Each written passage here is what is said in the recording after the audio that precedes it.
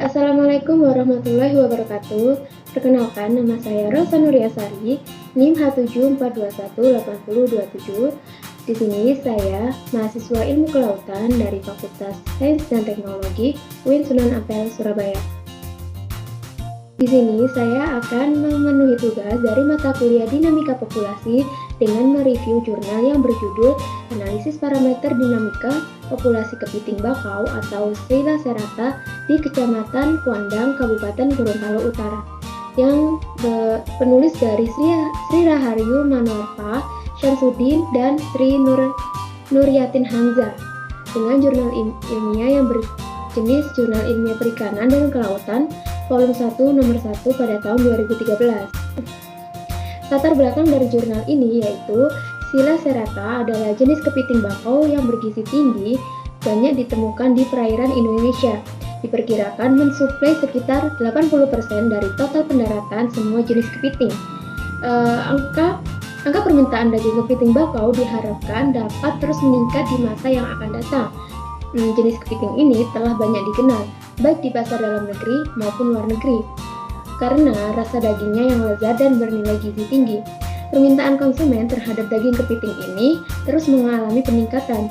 Namun sampai saat ini, produksi kepiting bakau masih mengandalkan hasil tangkap ikan yang tangkap di alami.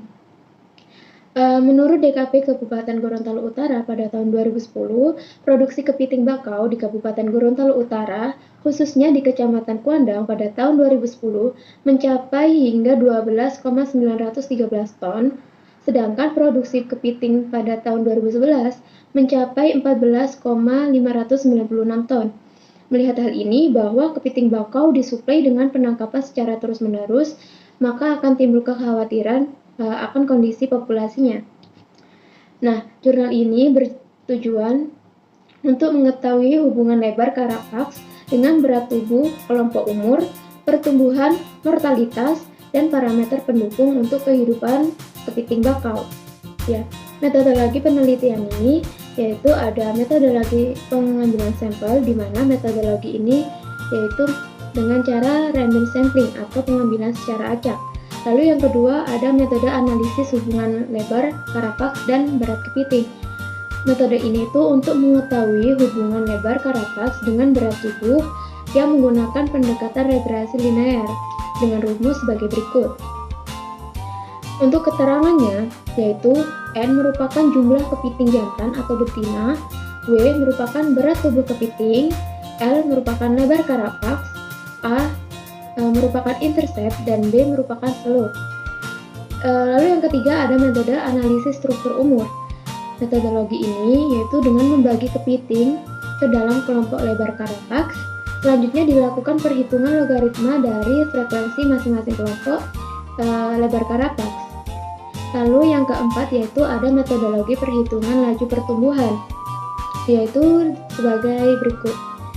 Nah, dengan keterangan yaitu LT merupakan lebar Carapax pada umur T. L ini lebar Carapax maksimum, dan K koefisien laju pertumbuhan.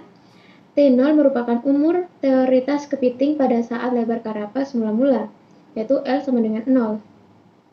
Selanjutnya untuk menentukan T0 itu digunakan rumus dari Paulit pada tahun 1980, yaitu sebagai berikut. Ya. Selanjutnya ada metode perhitungan mortalitas. Nah, dengan rumus sebagai berikut, dengan keterangan bahwa Z merupakan laju mortalitas total seketika, K merupakan koefisien laju pertumbuhan, dan L merupakan lebar Carapax maksimum kepiting, dan lebar Carapax rata-rata kepiting yang tertangkap, dan L aksen merupakan batas terkendali ukuran kelas dari lebar Carapax kepiting yang tertangkap.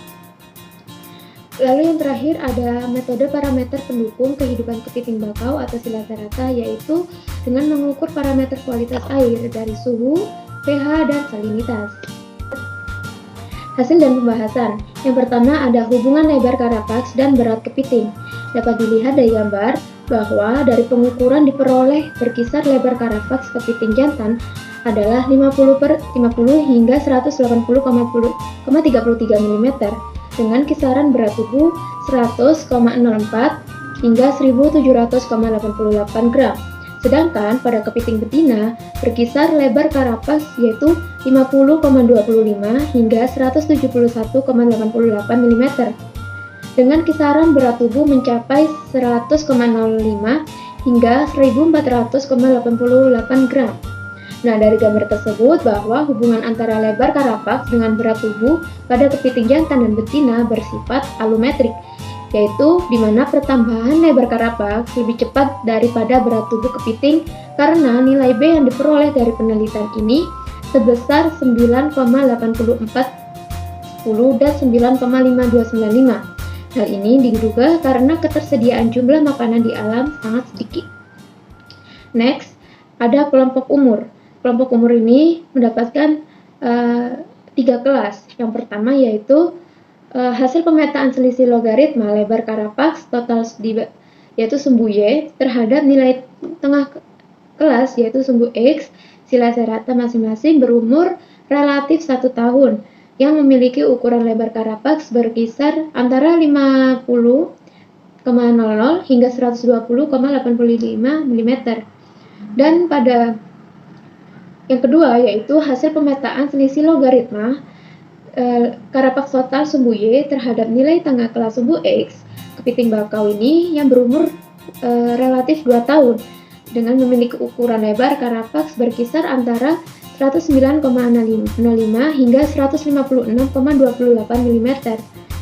Dan yang terakhir ada hasil pemetaan selisih logaritma lebar karapaks total sumbu Y terhadap nilai tengah sumbu X sila serata dengan masing-masing berumur relatif 3 tahun yang memiliki ukuran lebar karapaks berkisar antara 144,48 hingga 180,33 mm. Next, yang ketiga yaitu pertumbuhan.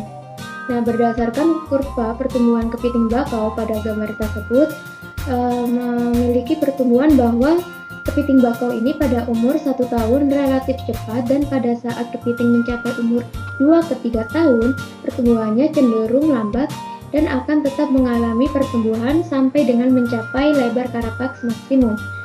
Menurut Aziz pada tahun 1989, pertumbuhan sila serata yang cepat terjadi pada umur muda dan semakin lambat seiring dengan bertambahnya umur hingga mencapai lebar asimptot di mana kepiting bertambah besar.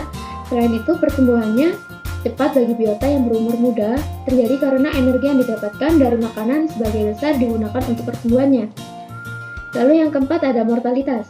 Di sini pada tabel mortalitas ada mortalitas total dengan nilai dugaan 0,4854, lalu mortalitas alami yaitu 0,0870 dan mortalitas penangkapan 0,3984. Berdasarkan hasil perhitungan pada tabel di atas bahwa mortalitas alami lebih kecil dibanding mortalitas penangkapan. Hal ini diduga karena kematian kepiting bakau di Kecamatan Kuandang, Kabupaten Gorontalo Utara disebabkan oleh faktor penangkapan, yaitu sehingga jika dilakukan penangkapan secara terus-menerus tanpa ada suatu pengelolaan terhadap populasi kepiting, maka akan menyebabkan populasi kepiting di kawasan Kecamatan Kuandang akan mengalami penurunan.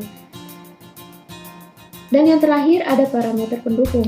Di sini parameter pendukung yaitu ada suhu, salinitas, dan pH. Dari tabel tersebut bahwa bisa dilihat untuk rata-rata suhu yaitu berkisar antara 29,28 derajat. Sedangkan untuk salinitas yaitu ada 24, 25, 23, 21, dan 21. Dan yang pH yaitu ada 7,5, 7,74, 7,4, 7,8, 8,03, dan 7,63. Dan yang terakhir ada kesimpulan. Di sini dari kesimpulan ini yaitu bahwa penelitian ini diperoleh hubungan lebar karapaks dengan berat kepiting jantan dengan persamaan W sama dengan minus 666,2513 L98410 dengan R2 0,7570 dan betina yaitu W sama dengan 657,19559,5295 R2 0,9040. Masing-masing modus lebar karapaks L1 yaitu 105,70302 mm. Kalau yang L2 yaitu 121,3173 mm.